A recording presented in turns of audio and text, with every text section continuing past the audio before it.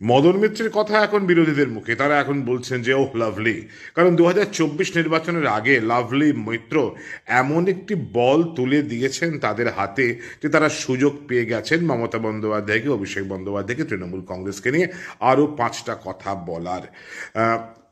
2024 নির্বাচনের আগে এরকম কি একটা জল্পনা করা যায় বন্ধুরা যে মমতা বন্দ্যোপাধ্যায় এবারে এই ধরনের নন পলিটিক্যাল মানুষকে জায়গা দেওয়া, দলে আনা, তাদের বিধানসভায় লোকসভায় পাঠানো, এই ধরনের ভাবনা থেকে এবারে একটু বেরিয়ে আসবেন? কারণ আমরা দেখতে পাচ্ছি যে দেব এখন তার মাথা ব্যথার কারণ হয়েছে।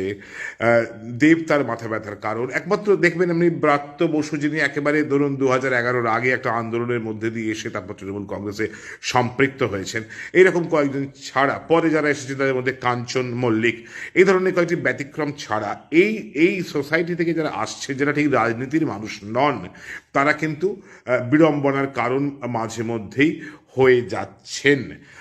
2024-এর আগে আমরা কি এই জল্পনাটা করতে পারি যে মমতা বন্দ্যোপাধ্যায় আর একবার ভাববেন এই ধরনের মানুষকে?